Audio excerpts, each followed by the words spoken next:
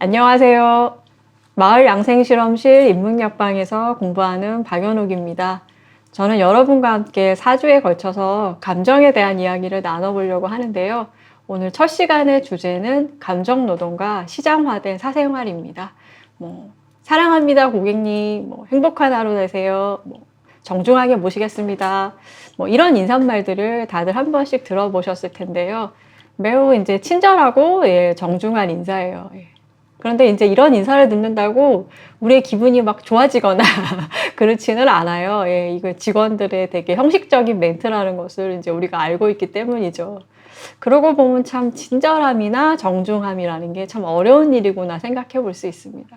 그래서 우리가 여기에다가 노동이라는 말을 붙여서 감정 노동이라는 걸 이제 서비스업 종사자들에게 원하는 거겠죠. 여기서 이제 감정 노동이라는 말이 나왔는데요. 오늘의 주제예요. 근데 일단은 감정 노동에 앞서서 그러면 감정이란 무엇인가를 한번 살펴보겠습니다. 감정사회학으로의 초대라고 하는 책에서는 감정을 이렇게 정의하고 있거든요. 시각, 청각, 후각과 같은 하나의 생물학적 감각이다. 감정은 우리에게 세상에 대한 정보를 제공하고 우리에게 행위를 준비시킨다. 공포는 위험을 알리고 심장 박동수의 증가는 우리에게 도망치거나 싸우도록 준비시킨다.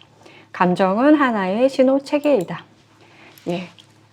시각은 우리에게 시각 정보를 줘요.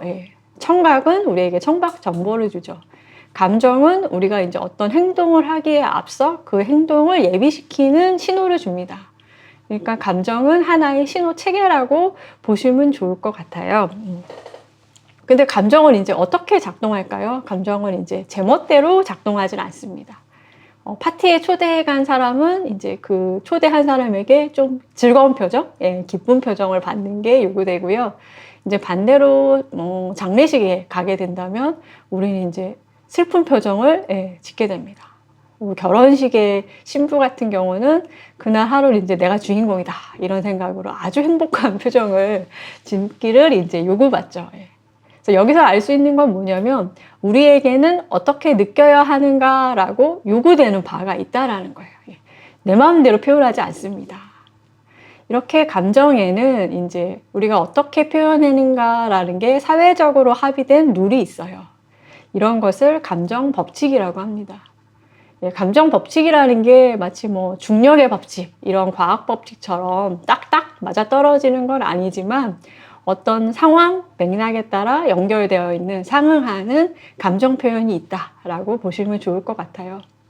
그리고 이렇게 감정 법칙에 따라 우리는 이제 감정을 관리하면서 살아가게 돼요. 그리고 감정이라는 게 사회적으로 합의된 룰이기 때문에 사회마다 다른 사회적 합의 룰이 있다. 그러니까 감정 법칙의 내용은 다를 수 있겠죠.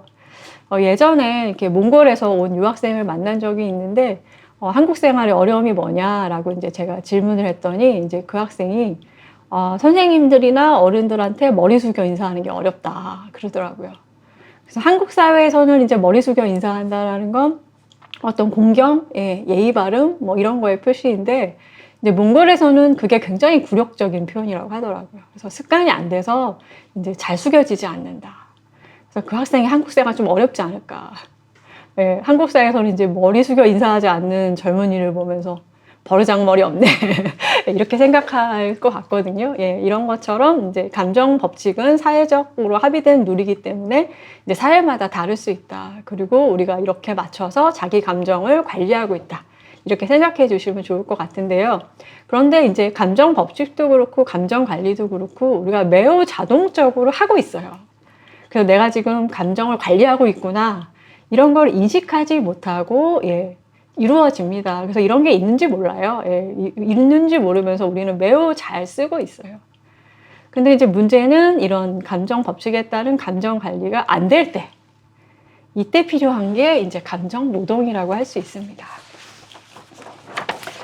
그러니까 자신의 감정을 상황에 맞게 이제 좀 변형시켜야 할 때 우리 모두 다가 좀 스트레스를 받을 수 있어요.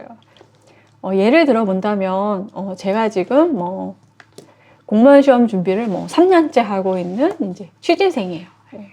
내 친구로부터 임용고시에 합격했어 이런 연락을 받았다. 친구의 합격 소식을 받았을 때 감정 법칙에 맞는 감정 표현은 야, 잘 됐다. 내일처럼 막 기뻐해주는 언제 만날 거야? 막 이런 리액션을 바로 보여줘야 되죠. 예. 그러면 되는데 지금 이제 내 상황이 좋지 않아요. 예. 하루하루가 지겹고 예. 앞날도 막막하고 아무리 기뻐하려고 기뻐할 수 없죠. 예. 이럴 때 예, 우리한테 필요한 게 감정 노동인 거죠. 예. 그래서 이렇게 마음 먹어 볼 수 있어요. 예. 야, 그래, 하루 그냥 잘 놀고 오자. 예. 그리고 뭐 책만 붙들고 있다가 공부 되는 것도 아니니까 친구 만나 잘 놀고 내일부터 다시 시작하자. 예. 이렇게 그냥 생각해 볼 수도 있고, 아니면 뭐 아, 내가 걔랑 같이 보낸 세월이 얼마나 많은데 당연히 축하해 줘야지. 나 왜 이러냐? 나 왜 이렇게 찌질하냐? 이런 걸 좀 자기의 마음을 단돌이 해보는 방식으로도 갈 수 있겠죠. 예. 그래서 친구 만나서 뭐 축하해주고 잘 놀 수 있어요. 예. 근데 이제 이런 경우가 안 될 때, 뭐 삐뚤어질 테다. 아, 도저히 안 된다. 내 마음대로 하겠어. 예. 이런 순간이 일어날 때를 우리가 감정적 일탈이라고 합니다. 뭔가 아무래도 감정의 불이치가 있는 거예요. 예. 이럴 때는 뭐 어쩔 수 없죠. 예. 친구한테 아, 도저히 안 되겠다. 미안하다. 라고 뭐 사과를 요청할 수도 있고, 아니면 뭐 변명을 둘러대서 그 자리에 안 가는 방식도 선택할 수 있어요. 예. 감정의 일탈의 순간은 되게 아이러니하게 감정 법칙이 잘 작동되지 않는 순간이잖아요. 이럴 때 우리가 한번 어떻게 보면 자기의 감정을 알아차릴 수 있어요.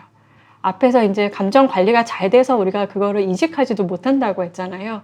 그러니까 일탈의 순간에 예, 우리는 한번 내 감정이 지금 이렇구나 라고 하는 것을 알아차릴 수 있습니다. 그리고 그것을 감정 법칙에 맞게 관리할 수도 있고, 아니면 뭐 감정적 일탈을 해볼 수도 있어요. 그리고 감정적 일탈도 하나의 신호 체계라고 봐야겠죠. 지금 같은 상황에서 이거를 한번 해석해 본다면, 아, 지금 내가 다른 사람 배려해 줄 만큼 여유가 없구나. 나를 좀 보호해야겠구나. 이런 생각에 이제 방어적 감정을 취하는 것도 나쁘지 않습니다. 예. 그래서 여러 번 제가 지금 여러분들한테 감정은 신호 체계다라고 말씀드렸는데요. 이걸 좀 기억해 주셨으면 좋겠어요. 그러면 지금 나에게 일어나는 일에 대해서 우리는 좀 해석할 수 있고 당황하지 않고 좀 대비할 수 있는 것 같아요. 인용문을 하나 읽어보겠습니다. 부모와 자녀, 남편과 아내, 연인이나 친한 친구들 사이에서는 감정 법칙에서 좀 더 자유롭고 감정 노동을 상대적으로 덜 요구받을 것이라고 기대하게 된다. 그렇지만 현실에서는 사실 그런 관계들 사이에 존재하는 내재적 모순을 무난하게 표현하는 비밀스러운 작업이 훨씬 더 중요하다. 유대가 깊을수록 더 많은 감정 노동이 진행되지만 우리는 더더욱 의식을 하지 못한다. 그렇다면 가장 개인적인 유대가 맺어지는 상황에서 감정 노동이 가장 강하게 진행될 가능성이 높다. 1983년에 미국의 학자 혹시드의 감정 노동에서 읽어본 부분인데요. 이 책에서 처음으로 감정 노동이라는 개념이 등장했어요. 그리고 1983년에 나왔으니까 지금까지 한 40여 년 시간이 흘렀는데, 그럼에도 불구하고 오늘날에도 좀 유의미한 책이기 때문에 같이 한번 이야기를 해보려고 합니다. 여기서도 알 수 있는 것처럼 감정 노동은 서비스업 종사자에게만 관련된 일이 아니라 개인적인 영역에서도 빈번하게 일어납니다. 그렇다면 뭐 친구, 연인, 뭐 가족, 예, 이런 사이에서 누가 더 많이 감정 노동을 하게 될까요? 예, 감정 노동을 어떻게 보면 권력 관계의 불평등을 보여주기도 해요. 예, 권력 관계의 우위에 있는 사람은 자기 감정에 대한 발언권이 셉니다. 예. 자기 감정에 좀 더 충실할 수 있죠. 어떤 모임이 있을 때 좀 목소리가 크다라든지 자기의 감정을 그대로 표현하는 사람이 있다면 그 사람이 짱이다 라고 보면 되겠죠. 예. 니체는 이런 말을 했는데, 연인들의 관계에서 누가 약자냐, 더 많이 사랑하는 사람을 약자라고 했거든요. 예. 그걸 좀 생각해 본다면 연인 관계에서 누가 더 많이 감정 노동을 할까? 그 연인 관계가 유지되는 게 더 중요하게 생각하는 사람, 예. 사랑의 약자가 감정 노동을 더 많이 하게 될 거예요. 뭐 부모 자식 간에는 어떨까요? 예. 뭐 자식의 뭐 교육이라든지 생존이라든지 이런 문제에 부모의 지원이 굉장히 영향력이 크잖아요. 예. 그러니까 자식들은 부모에게 감정 노동을 더 많이 할 수도 있을 것 같습니다. 오늘날처럼 막 입시가 굉장히 치열해지면서 부모의 뭐 지지라든지 지원이라든지 응원이라든지 이런 것들이 굉장히 절대적이 됐잖아요. 그러니까 그런 부모의 지원이랄까 기대에 부응하지 못할까 이렇게 전전긍긍하는 자식들도 좀 많은 것 같아요. 동시에 또 우리 애가 너무 내 눈치를 보는 거 아닌가 이렇게 또 자식들의 눈치를 보는 부모들도 많은 것 같습니다. 혹시들은 여기서 이제 권력 관계에서 하위에 있는 사람들이 우위에 있는 사람의 감정에 맞추기 위한 감정 노동을 더 많이 하고 있다라고 밝히고 있습니다. 그러니까 왜 감정 노동을 할까요? 이런 거를. 뭔가 그 관계를 유지하는 게 매우 중요하다고 생각하겠죠. 예. 그리고 그 당시에는 감정 노동이었을지 모르지만 어떤 사건이 지난 다음에 우리가 그렇게 좀 감정 노동을 한 사람에게 고맙다고 감사를 표할 수도 있어요. 그때 너 때문에 참 내가 많이 위로받았어. 내가 욱했는데 네가 좀 잘 참아줘서 고마워. 이런 인사를 듣기도 합니다. 그러니까 감정 노동에는 보상이 따라와요. 예. 그러니까 감정 노동이 그렇게 나쁜 것만은 아닙니다. 예. 어떻게 보면 감정 관리만큼 감정 노동도 필요한 일이라고 볼 수 있을 것 같아요. 근데 이제 문제는 뭐 가족이나 친구나 연인 관계에서 감정 노동을 하는 사람이 한 사람에게 고착된 관계가 유지된다, 계속된다. 그렇다면 좀 문제적이지 않을까. 가족이나 연인이나 친구의 관계는 뭐 친밀함이라든지 다정함이라든지 이런 걸로 유지되어야지 누구 한 사람의 감정 노동으로 유지된다면 정말 그 관계를 유지하는 게 맞나? 다시 생각해 봐야 될 시점인 것 같습니다. 예, 이제 사적인 영역이 아니라 이제 공적인 영역, 노동시장에 들어온 감정 노동에 대해서 알아보겠습니다. 예, 혹시들 감정 노동에서 두 직업으로 살펴보고 있는데요. 예, 승무원과 채권 추심원입니다. 두 직업은 어마어마한 이제 감정 노동을 요하는 직업인데요. 뭐 승무원 같은 경우는 이제 안전한 비행을 위해서 승객들에게 만족감 있는 항해가 되도록 친절한 서비스를 제공하는 것이 그들에게 주어진 이제 업무고요. 채권 추심원 같은 경우는 이제 빚을 갚지 못하는 사람들로부터 뭐 협박을 하던 공포감을 조성하든 해서 빚을 받아내는 일을 해야겠죠. 승무원들이 되도록 그 고객들에게 만족도 높은 서비스를 만들기 위해서 그들에게 되도록이면 감정이입을 하려고 노력을 한다면 채권 추심원 같은 경우는 빚을 안 갚는 사람들, 빚을 안 갚는 사람들이니까 좀 돈이 없는 사람들이겠죠. 이들도 뭐 빚을 갚지 못하는 어떤 사정들이 있을 텐데 이런 사정들에 감정이입하기보다는 되도록이면 감정이입하지 않아야 되죠. 이들이 거짓말을 하고 있다. 빚을 냈으면 갚아야지. 이렇게 우격다짐으로 나간다든지 해서 갚아내야 하는 감정노동 중에서도 감정이입이 안 되는 방식으로 감정노동을 해야 하는 직업입니다. 그리고 또 좀 재미있는 점이라고 본다면 승무원 같은 경우는 이제 여초 집단이에요. 그리고 채권 추심원은 남초 집단이에요. 그래서 두 직업을 비교해 봄으로써 우리는 감정노동에서의 어떤 성별 차이가 있는가 이런 것도 확인해 볼 수 있습니다.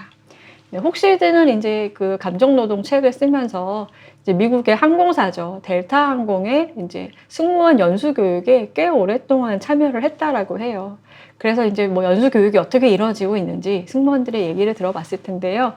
승무원들의 얘기를 한번 들어보겠습니다. 1. 기분이 정말 좋은 것처럼 연기하다 보면 가끔씩 정말 그렇게 됩니다.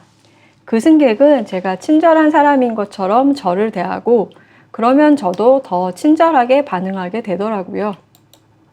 2. 저는 때때로 일부러 깊은 숨을 들이쉽니다. 목 근육을 풀려고도 하고요. 3. 저는 저 사람이 술을 너무 많이 마셨거나 아마 비행을 무서워하는 사람일 거라고 생각하려고 노력합니다. 어린애 같은 사람이려니 하자. 혼자 이렇게 생각합니다. 정말 그렇다니까요. 그런 식으로 그 사람을 보면 저한테 소리를 질러도 화가 나지 않습니다. 제게 소리를 지르는 어린아이 같으니까요. 승무원 연수교육의 주로 한 내용은 이런 감정노동에 대한 스킬들이에요. 승무원들은 어떻게든지 무례한 승객들에게 그들의 화를 내지 않도록 맞춰주려고 하는 노력을 해야 되고요. 그러기 위해서는 자신의 감정을 추스리고 자신의 감정을 좋은 상태로 끌어올려야 합니다. 그리고 또 이러기 위해서는 이제 뭐 무례한 승객을 어린아이라고 생각한다라든지, 혹은 뭐 승객으로부터 받은 모욕을 자신의 진정한 자아로부터 분리시키려고 한다라든지, 뭐 아니면은 뭐 감정이입을 넘어서 정말 메소드 연기까지 해보는 거죠. 저 사람의 입장이 돼보는 여러 가지 스킬들이 구사됩니다. 그리고 이런 감정 노동의 스킬들은 이제 승무원들에게 뭐 연수 교육이라든지 근무 매뉴얼이라든지 이런 걸로 제시되고 있습니다. 여기서 이제 개인적 영역에서 일어나는 감정 노동과 노동 영역에서 일어나는 감정 노동의 차이를 확인해 볼 수 있어요. 개인적 영역에서 일어나는 감정 노동은 각자의 어떤 판단에 의해서 재량껏 이루어진다면, 노동력 영역에서 일어나는 감정 노동에서는 이런 노동자의 통제력, 재량권이 사라지게 됩니다. 이 모든 일은 뭐 관리자라든지 회사 지시사항이라든지 이런 방식으로 전달되고, 이런 것들은 또 승무원의 이제 고가평가로 이어지게 됩니다. 그 보상으로 이제 승무원은 임금을 받게 되겠죠. 그렇다면 이제 이 임금은 적당한 보상인가? 이것도 한번 살펴봐야 될 거예요. 개인적 영역에서 일어나는 감정 노동에서도 우리가 앞에서 본 것처럼 관계를 유지한다라든지, 뭐 감사함의 표현을 듣는다라든지 이런 대가가 주어진다면, 노동 영역에서 일어나는 감정 노동의 보상은 노동자 개인보다는 기업의 이윤으로 이어집니다. 이 부분이 참 노동자들을 괴롭게 하는 지점이에요. 내가 힘들게 하는 감정 노동이 기업의 이윤을 위한 부품처럼, 도구처럼 사용되었구나 라고 하는 것들이 연봉을 많이 받더라도 이들의 자존감에 스크래치를 가져오는 상황이라고 볼 수 있습니다. 이 밖에도 또 이제 승무원이나 채권 추심원의 감정 노동에서 어려운 애로사항이 있는데요. 이들의 일은 자기 감정만 컨트롤하면 되는 게 아니라 상대의 감정을 컨트롤해 줘야 돼요. 업무의 만족도, 이런 것들은 내가 만족하면 되는 게 아니라 승객이 만족감을 느껴야 돼요. 채무자들이 빚을 갚아줘야 되는. 그래서 내 감정을 컨트롤하는 것뿐만 아니라 상대의 감정을 컨트롤해야 된다. 얼마나 어려워요. 내 감정도 통제하기 어려우는데 내 일은 내 감정이 아니라 상대의 감정을 컨트롤해 줘야 된다는 거니까. 이게 감정 노동이 갖는 애로사항 중에 하나라고 볼 수 있습니다. 그리고 오늘날에는 이렇게 감정 노동을 주요하게 하는 직업들도 많이 늘어나고 있어요. 베이비시터라든지 뭐 사회복지사, 요양보호사, 또 뭐 연예인 매니저, 이런 직업들이 감정 노동이 주요하게 행사되는 직업이라고 볼 수 있습니다.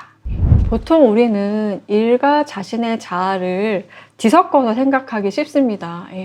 일과 뭐 자신의 자아 사이가 너무 밀접하게 붙어 있기 때문에 일을 또 따로 떼어서 생각하기도 쉽지 않아요. 그래서 이런 것들이 어떤 스트레스의 원인이 되기도 하죠.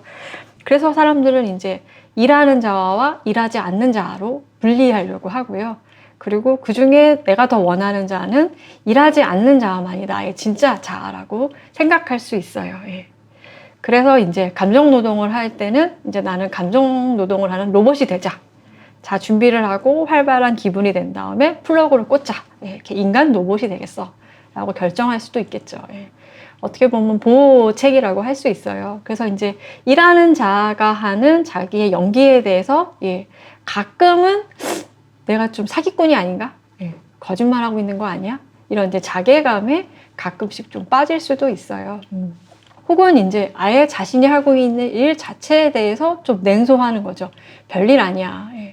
뭐 승무원이라는 일이 뭐 별건가. 비행시간 동안 잠깐 고객들한테 VIP가 된 듯한 느낌?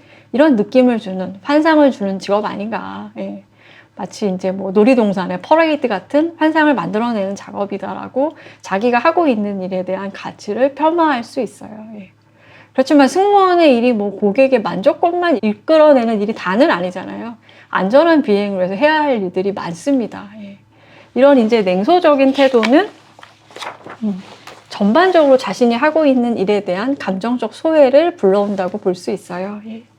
이렇게 뭐 일과 자아를 분리하거나 냉소하는 방식 말고도 일과 자아를 일치시켜 버리는 사람들도 있어요. 일과 자아를 일치시켜서 일에 몰두하는 방향으로 가는 거죠. 아마 직장은 좋아할 것 같아요. 예, 이런 사람들에게 오는 게 이제 번아웃이겠죠. 이들은 이제 번아웃의 위험에도 불구하고 일과 자신을 일치시키면서 과로하게 됩니다. 예. 혹시들은 이제 이 번아웃이 가져오는 특징 중에 하나로 감정의 마비를 들고 있어요. 예. 많은 일을 해야 되니까 여러 가지 일어나는 자극들에 반응하면 업무 효율이 떨어질 수밖에 없잖아요. 그러니까 자연스럽게 좀 감정을 억제하는데 익숙해지는 거죠. 예. 어떻게 보면 좀 냉혈한 같은 사람들, 예, 일은 잘하는데 이런 사람들 아마 주변에서 보셨을 것 같고 저도 좀 이런 소리를 듣는 것 같아요. 예. 그래서 이들에게 단기간으로 봤을 때는 큰 문제가 발생하지 않아요. 뭐 며칠 밤새고 막 일에 몰두했다고 당장 무슨 일이 일어나는 건 아니죠.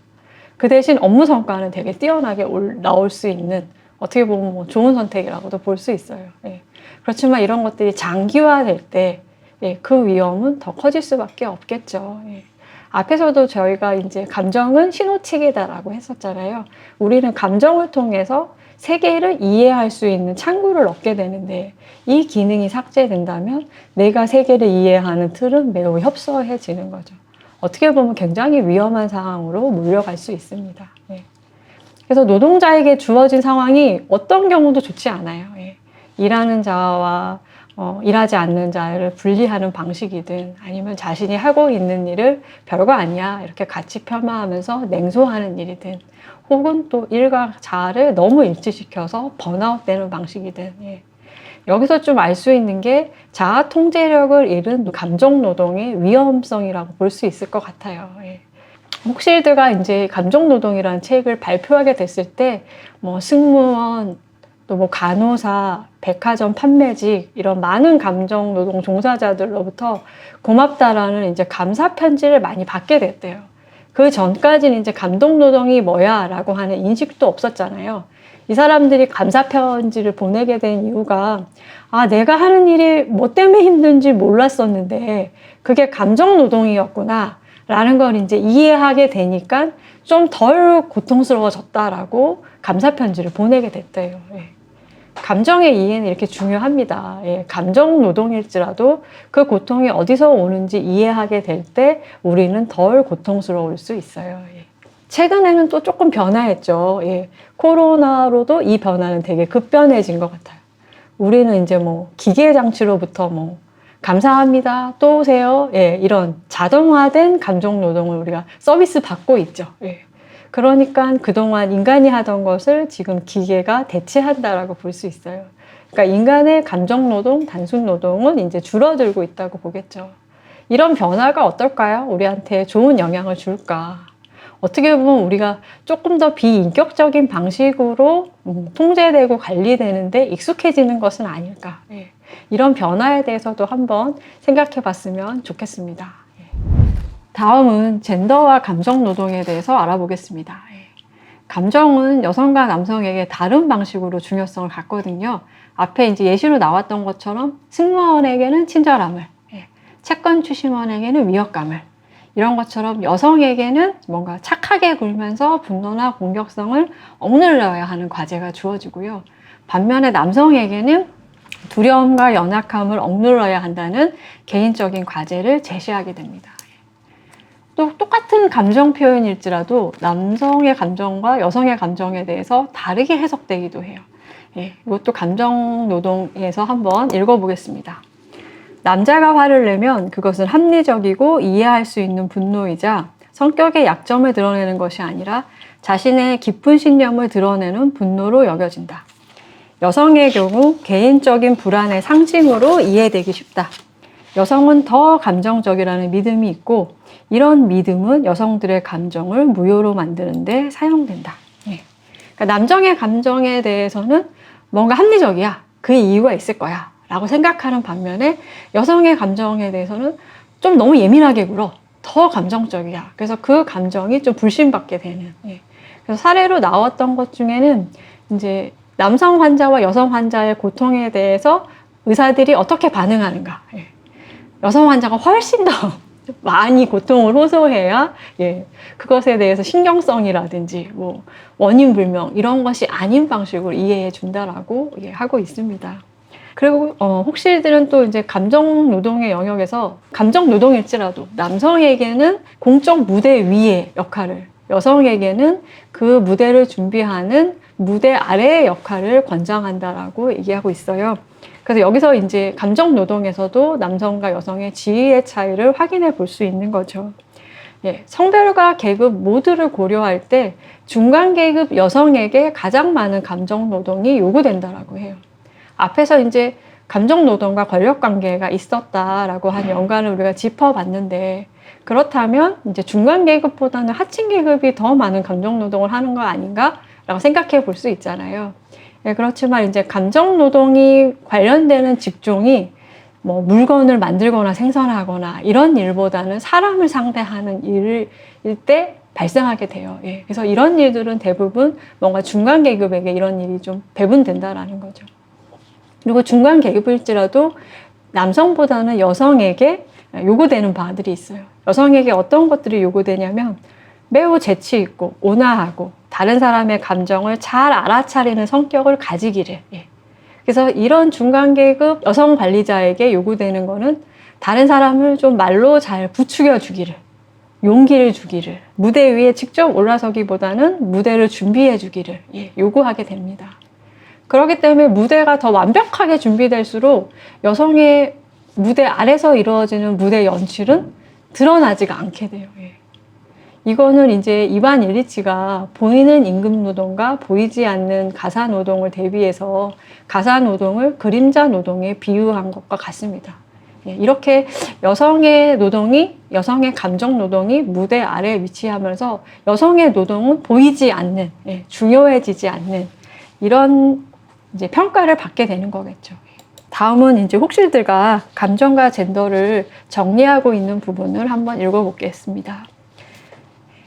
우리의 지위가 낮을수록 우리가 사물을 보고 느끼는 방식은 신뢰를 얻지 못하고 점점 못 믿을 것이 되어버린다.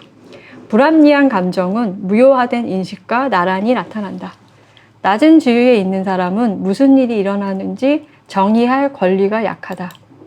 그 여성의 판단은 허약한 신뢰를 얻고 그 여성의 느낌도 덜 존중받는다. 상대적으로는 소수자의 시각이나 신용을 얻지 못하는 의견을 유지하는 일은 더 낮은 지위의 사람들과 마찬가지로 여성이 감수해야 하는 부담이 되는 경우가 많다. 이 책이 1983년에 나왔다라고 보면 그 시절에는 조금 더 남녀의 차별이 심했구나라고 볼 수 있겠지만 오늘날은 그러면 크게 달라졌을까? 그닥 그렇지 않구나라는 실감을 하실 수 있을 겁니다. 우리가 이제 뭐 이런 얘기하는 경우도 있어요. 저 사람은 친절해야 돼. 그게 저 사람 일이니까. 이런 태도는 감정 노동자들의 감정 소외를 불러오는 것뿐만 아니라 그들과 상호작용하는 우리들의 감정적 소외도 같이 가지고 옵니다. 우리가 이제 눈앞에서 일어나는 친절을 이제 믿지 못하게 된 거죠. 이런 감정 관리가 더 잘 될수록, 서비스 산업이 발달되고 감정 노동이 고도화될수록 우리는 이루어지고 있는 친절에 대해서 뭔가 위선적인 것 같아. 가식적이야. 이렇게 느끼게 되죠. 그래서 혹시든 이렇게 말하고 있습니다. 오늘날 우리 문화는 유례 없이 자발적이고 자연스러운 감정에 가치를 부여하기 시작했다라는 거죠. 이제 감정이 관리될수록 우리는 관리되지 않는 감정을 드러내는 사람들을 좀 선망하게 돼요. 요즘 어떤가요? 이거 뭐 전지적 참견 시점? 나 혼자 산다? 슈퍼맨이 돌아왔다? 이런 이제 관찰 예능들이 인기를 끌고 있잖아요. 우리는 이제 뭔가 이렇게 딱 짜여진 듯한 감정 연출에는 더 이상 이제 자극을 받기 힘들어요. 그래서 이렇게 몰래 이렇게 지켜보면서 우발적으로, 돌발적으로 나타나는 감정에 좀 환호하게 됩니다. 그런데 또 굉장히 아이러니한 게 이렇게 이제 진정성 있는 감정, 자발적인 감정, 이런 것에 가치를 부여할수록 더 많이 늘어나는 거는 위선과 가식과 속임수라는 거예요. 오늘날 우리가 어떤 말 많이 쓰냐면 찐이란 말 써요. 이제 진짜로도 우리가 그 진짜의 실감을 못 하겠는 거예요. 그래서 뭔가 다 진정성을 추구하지만 그만큼 뭐 상품 사용 후기 이런 거 이제 못 믿죠 우리가. 댓글 조작 이런 걸 못 믿게 돼요. 예. 그럴수록 훨씬 더 많은 거짓들이 좀 범람하게 되고 있습니다. 그래서 우리는 이제 궁금증을 갖게 됩니다. 내가 보고 있는 게 이제 진짠가 가짠가, 웃고 있는 나는 즐거운 건가 아닌가, 나는 혹시 이제 뭐 즐거운 척하는 사람의 연기에 속고 있는 건가 아닌가. 그래서 우리는 정말 이제 이게 궁금해졌어요. 나의 감정은 무엇인가? 나는 무엇을 느끼고 있는가? 이게 알 수 없는 상황이 됐죠.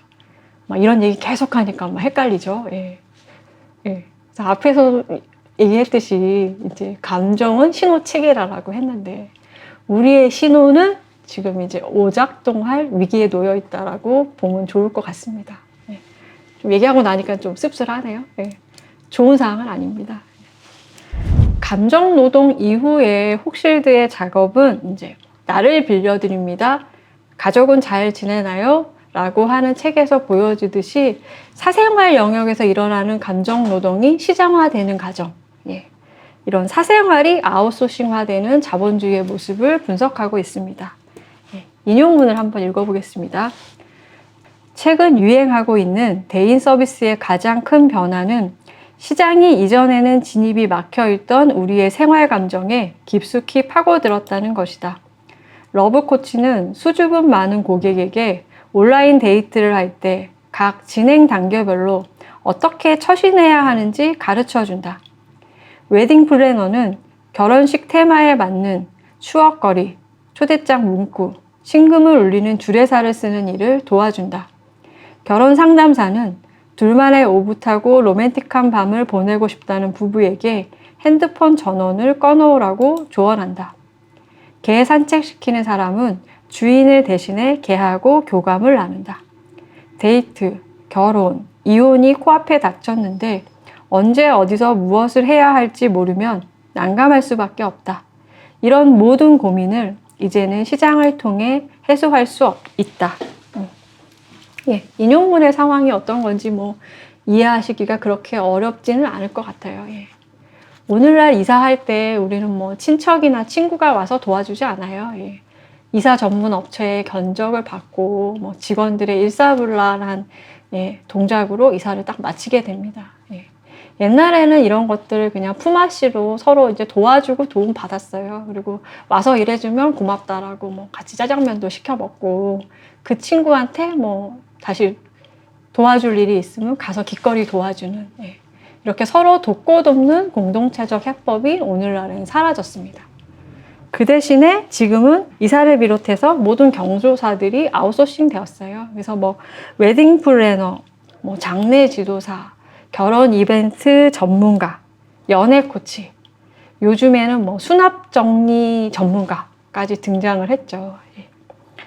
이런 일들은 정말 귀찮고 번거로워요. 그리고 이제 남들이 어떻게 볼까 이렇게 신경 쓰이는 면도 있죠. 그래서 우리들이 정말 누가 좀 대신해 줬으면 좋겠어. 이런 마음이 간절한데 정말 이제 이런 일을 대신해 주는 사람이 생겨나게 됐습니다. 근데 어떻게 보면 이 일들이 우리한테 매우 중요한 감정들이 드러나는 현장이기도 해요. 첫사랑을 고백할 때 막 떨린다라든지, 딸의 뭐 생일 파티를 준비하면서 즐겁다라든지, 우리 딸이 얼마나 좋아할까? 뭐 이런 기대를 한다라든지, 뭐 가족의 장례를 치르면서 그 슬픔을 나눈다라든지, 이런 것들이 우리가 꼭 느껴야 하는 감정의 현장일 수도 있는 거죠. 오늘날 이런 것들은 다 상품 소비로 대체되고 있어요. 편리해졌지만 이 편리함들이 우리가 인간으로서 느껴야 될 감정을 사라지게 한 것은 아닌지 한번 생각해 보셨으면 좋을 것 같습니다. 오늘 강의를 이제 혹실드의 문장으로서 한번 정리해 보려고 하는데요. 한번 읽어 보겠습니다. 감정이 없다면 세상은 생기를 잃어버리고 의미도 사라진다. 당연하게도 이런 주장은 미국인들이 일반적으로 이해하고 있는 자아 개념에 반대되지 않느냐고 물어볼 수 있다. 우리는 대부분 이성적 자아란 감정이 없는 자아고 감정은 이성적 이해를 방해한다고 생각하기 때문이다. 그렇지만 우리가 우리 자신의 감정뿐 아니라 다른 사람의 감정을 더 근본적으로 이해할수록 우리는 우리 주변의 세상을 더 잘 알 수 있게 되며 거짓된 이생도 더 잘 발견하게 된다. 나치 수용소의 운영이나 소비에트의 공개 재판, 캄보디아의 킬링필드, 정치범들의 고문처럼 아주 비이성적인 사건들은 자기가 이성적이라고 주장하는 사람들의 감정 없고 규칙적이며 기계적인 행동들을 거쳐 일어났기 때문이다. 오늘 감정 노동을 통해서 마지막에는 이제 사적 영역에서 일어나는 감정 노동도 시장화되고 있는 과정까지 우리가 한번 살펴봤습니다. 그리고 감정이 신호체계라고 한다면 이 신호체계가 오작동할 위험에 지금 놓여 있는 점을 한번 지적해 봤고요. 수업을 마치면서 감정에 대해서 우리가 갖고 있는 통념을 한번 정리해 봤으면 좋겠어요.